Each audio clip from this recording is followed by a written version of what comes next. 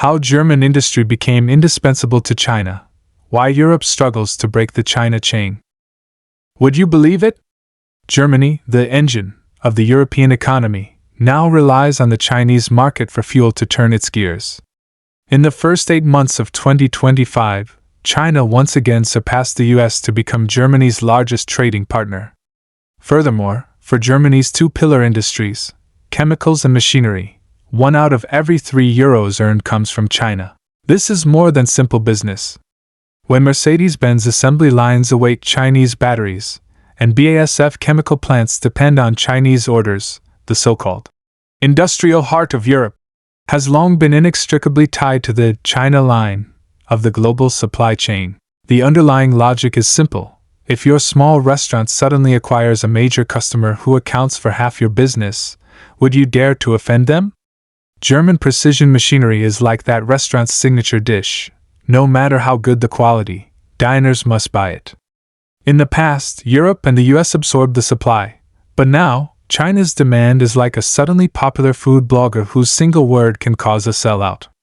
German machine tools command a market share of 45% in China, which is more than the US and the rest of Europe combined. This is the foundation of their indispensability. More counterintuitive is that this reliance is no longer a one-way street. Previously, Germany sold equipment to China. Now, Chinese-made components are turning around and constraining German production. For example, in the automotive-grade chips needed by the German auto industry, the share of Chinese suppliers has risen from 3% 5 years ago to 22%. If supply from China were cut off, BMW's Munich production line would have to shut down. This interdependence is even more complex than the previous energy reliance on Russia. You can find replacement countries for energy, but you can't find a second source for a customized industrial chain.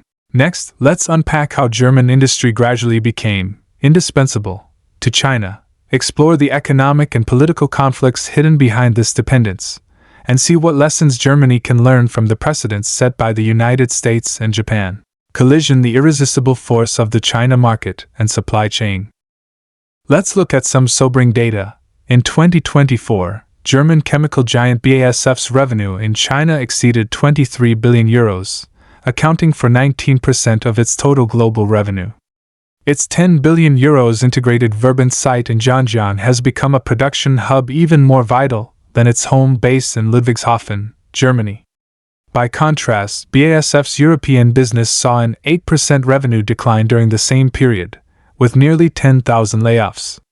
Similarly, German mechanical engineering giant Siemens saw a 17% year-on-year increase in Chinese orders in 2024, while orders in the US and European markets grew by only 2%. This is not an isolated incident, it's a collective choice by German industry. Was the US General Electric, GE, smarter by comparison? Not exactly.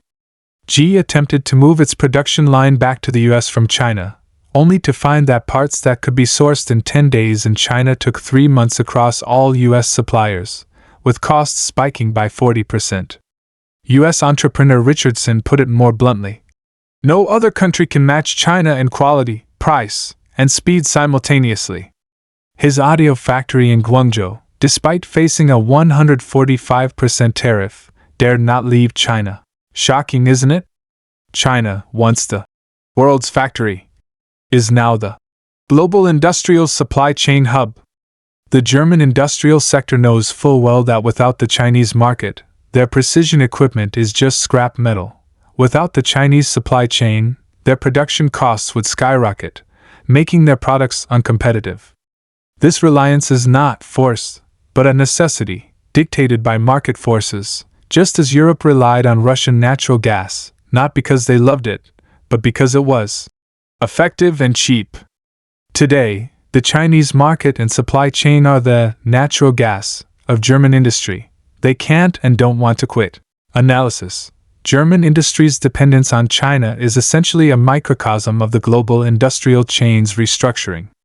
As China upgrades from an assembly workshop to an innovation base, it can both consume high-end products and provide an efficient supply chain.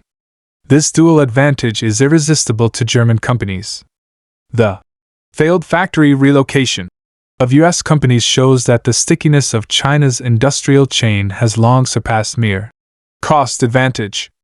However, the danger lies in Germany tying its economic lifeline to China while politically echoing the U.S. call for decoupling. This schizophrenic approach will eventually backfire. It's like holding a golden rice bowl while cursing the person who gave it to you. Eventually, you will smash your own bowl. Bomb the time bomb of technology transfer. The anxiety felt by the Germans about technology transfer is not without reason.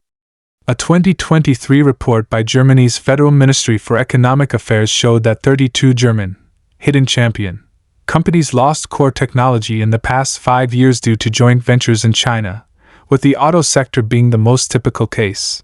German Volkswagen, VW, once shared some of its hybrid technology with Chinese partners. Less than 3 years later, Chinese automakers launched more advanced plug-in hybrid technology, aggressively taking VW's market share. Does this sound familiar?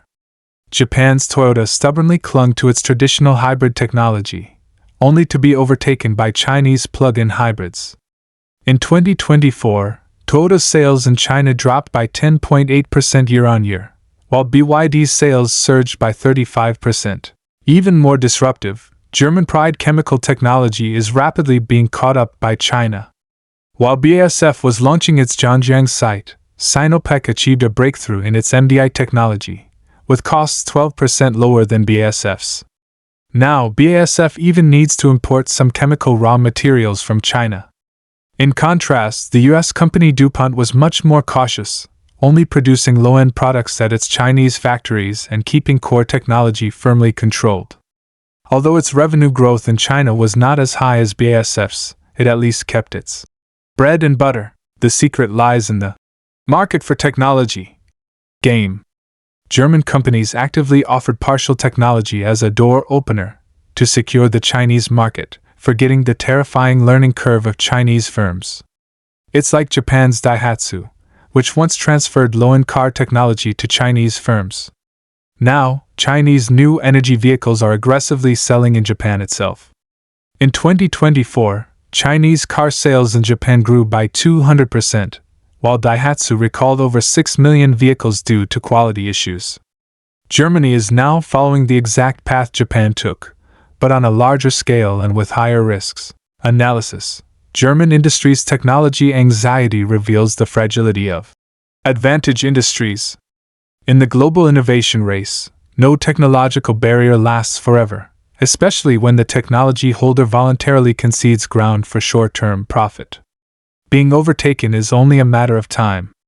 The downfall of Japanese automobiles is a wake-up call. Chinese companies not only learn technology, but create technology. Instead of worrying about tech transfer, Germany should reflect on its own pace of innovation. If it just rests on outdated technology, it will be surpassed by US or Korean companies even without China. The market only respects strength, not sentimentality. European Union: Germany's dependence is hostage taking the EU. What most troubles Europe is that Germany's dependence is taking the entire EU's China policy hostage. In 2024, the EU planned to introduce tariffs against Chinese new energy vehicles, but Germany was the first to object, for a simple reason: 30% of the German auto industry's parts come from China, and imposing tariffs would only hurt its own carmakers. France, in contrast, has low reliance on China for its agriculture and luxury goods and has consistently advocated for a tougher stance. But EU decisions require unanimous consent, and Germany's veto repeatedly sinks French proposals. This nation-first approach is tearing the EU apart. Italy wanted to join China's Belt and Road Initiative but was pressured by Germany to suspend it. Spain hoped to expand agricultural exports to China but couldn't get EU support because Germany feared it would affect auto trade. In contrast, while US states have varying levels of dependence on China, the federal government can enforce a tough China policy, such as chip export restrictions, under the guise of national security, overriding the objections of Silicon Valley companies. The loose confederation structure of the EU, leveraged by Germany's economic dependency, simply cannot form a unified China strategy. The irony is that while Germany holds the EU's China policy hostage, it complains about EU disunity. When the German Chancellor visited China in 2024, he prominently announced new Sino-German cooperation projects, only to turn around and tell other EU nations they must jointly deal with the China challenge. This two-faced behavior is fueling discontent among EU members.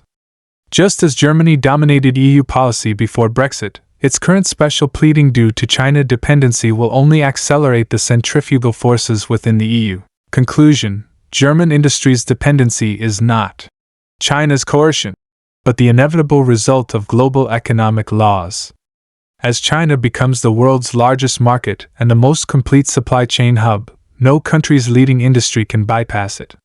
US companies might talk about relocation, but their actions are honest.